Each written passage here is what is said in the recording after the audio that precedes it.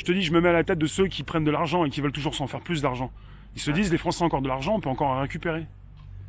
C'est peut-être ça aussi, En fait, l'idée. le plan, il y avait eu en 2013, je crois, c'est une analyse de Monsieur Bouchard, je crois, qui était au FMI, un Français au FMI, qui avait dit la prochaine crise, il faudra ponctionner 10% de l'épargne, des épargnants, Voilà, pour régler la crise, le problème de la dette et tout ça. voilà. Et là, donc c'est en 2013, et là ils le remettent sur le tapis.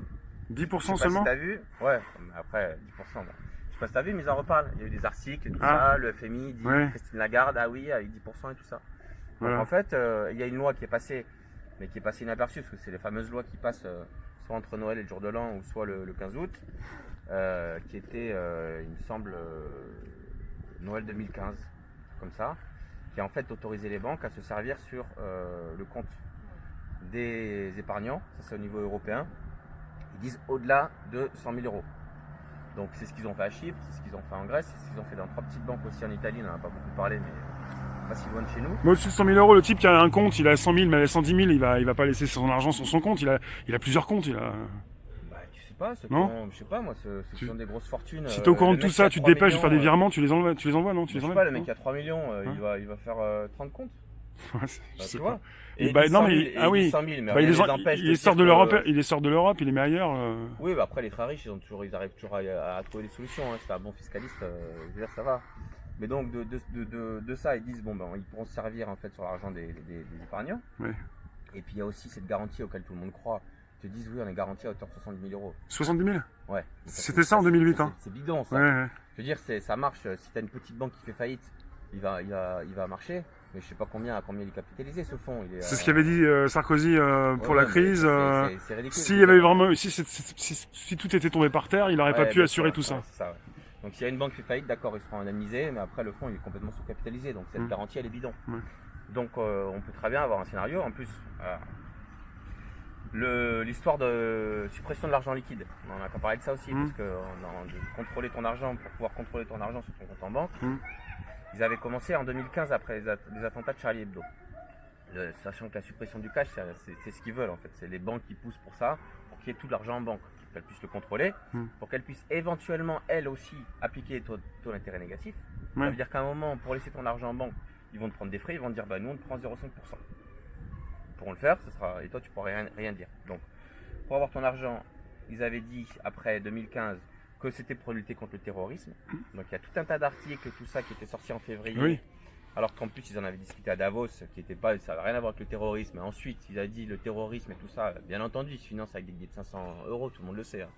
Et puis, si on supprimait l'argent, ben, il n'y aurait plus de terrorisme. Donc ça, ils utilisaient la peur chaque fois. Ouais. Et donc là, maintenant, ils essaient d'utiliser le virus pour dire, je sais pas si tu as suivi, mais ils ont autorisé là, je crois, cette semaine, le sans contact à mettre à 50 euros. Avant, c'était 20 euros, je crois, maintenant, c'est 50 euros. Donc là, c'est pour faire un essai en fait. Non mais après ça va être apprécié parce qu'il y a de plus en plus de personnes qui vont utiliser le sans contact pour pas appuyer sur les touches et pour même pas toucher l'appareil. Et 50 euros, c'est plus pratique après pour beaucoup. Mais ça, ils utilisent la peur des gens. Ils utilisent une excuse du virus de dire on vous veut du bien, on prend ces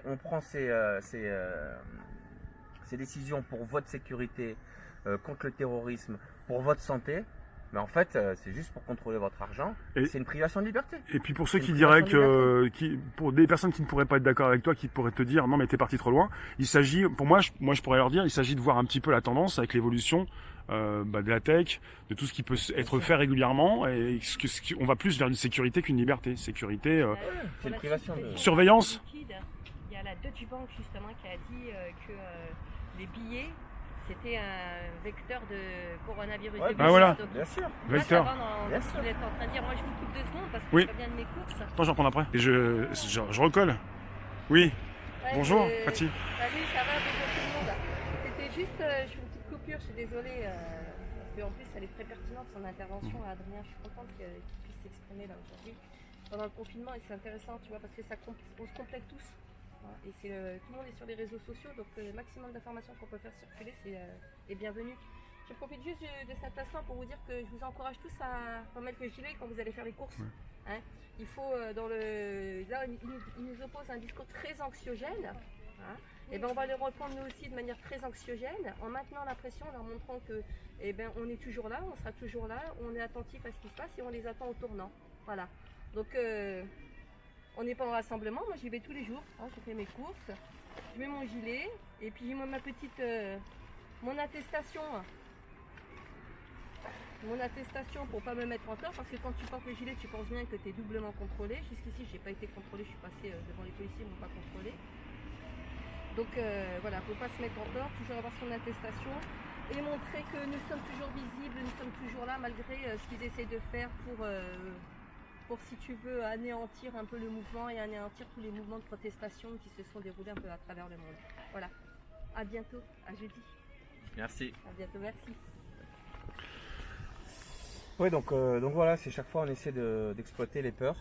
Oui. Après, on vous veut du bien, on prend des décisions qui sont pour vous, pour votre sécurité. Après, Oui, le simple fait là, de prendre sans arrêt, enfin souvent, des décisions à la place du peuple. Bah après, il y a aussi le côté où, bah voilà, il y a un gouvernement, un président, un chef du gouvernement, et ils sont là pour aussi prendre des décisions. Oui, non, mais là, c'est vraiment pour exploiter les peurs, en fait, pour faire passer, Oui. pour dire c'est pour votre sécurité, alors que pas du tout. C'est un Ouais. plan qu'ils ont pour pouvoir contrôler l'argent, pour que tout l'argent soit en banque. Et tu me disais Voilà. qu'il y a de l'argent liquide. Et tu connais le montant? Moi, je sais plus si, je crois que je l'ai lu quelque part, mais il y a longtemps. Mais le volume d'argent liquide toujours en circulation, ça représente beaucoup ou pas? Parce qu'ils veulent complètement qu'il n'y ait plus d'argent liquide, il doit rester quand même pas mal encore. J'ai pas le montant, je Ouais. vais pas dire de bêtises. Ah, peut-être Mais beaucoup bon, ils peuvent plus, le faire progressivement, ouais. tu sais. Mais il y a plus, en majorité, on paye par carte. On paye, est-ce que, Ouais, mais c'est une liberté d'avoir du cash si tu veux. Bien sûr. Par carte, ils savent où tu es, oui, bien sûr. ils savent ce que tu dépenses, ils connaissent tout en fait. Non, parce que moi, quand on me parle de suppression d'argent liquide, je me dis, mais il y a déjà, apparemment, il y a déjà plus de 90% des transactions qui se font Mais c'est avoir le choix. par carte Avoir encore. le choix. Moi aussi, Ouais. je paye. Mais l'argent liquide a déjà un petit peu disparu, puisqu'il y a quand même une grande partie des transactions qui se font Ouais, bien sûr. sans Mais t'as le cash. choix aujourd'hui. Ouais, t'as le choix toujours. Voilà. bien sûr. Donc demain, peut-être que tu n'auras pas le choix. Ouais. Donc, au On moins, parle de la disparition complète de l'argent liquide. ouais. Ça Complète. veut dire qu'il y a Complètement. plus de cash, c'est Plus de que, distributeurs, que électronique. plus de billets, plus rien. Voilà, ça veut dire qu'ils savent en permanence. En fait, Plus le chéquier non plus. Les chéquiers, ça a déjà commencé de toute façon. Ouais. C'est-à-dire, et plus puis, de possibilité de s'en sortir. et après, tu sais pas comment ils vont exploiter en fait, comment ils vont exploiter les informations.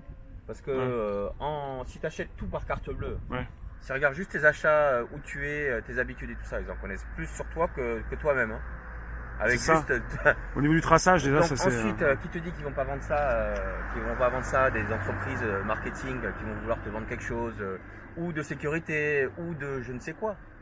Moi, je préfère toujours la liberté. Donc, et puis c'est malhonnête de dire quand il y a des attentats, on va supprimer l'argent liquide parce que c'est pour lutter contre le terrorisme. Et puis là maintenant, c'est parce que oui, on peut transmettre par les billets de banque. C'est que ça cache quelque chose. Tu vois, s'ils avaient vraiment, s'ils étaient droit dans leurs bottes et puis ils pensaient que c'était bien pour les citoyens, ils seraient pas obligés de déguiser ça en attention pour votre santé ou pour votre sécurité. La société est ainsi faite. T'as des spécialistes, des professeurs, des docteurs, Ouais, des uniformes, ouais, on les connaît. des personnes qui ont donc autorité et qui peuvent te dire mieux que toi-même. Sauf qu'il y a autre chose. Moi qui parle souvent de tech, il y a la décentralisation, il y a la blockchain, il y a des personnes qui font des lives sur des réseaux sociaux. Après, si t'es pas bien sur une telle plateforme, tu peux en changer.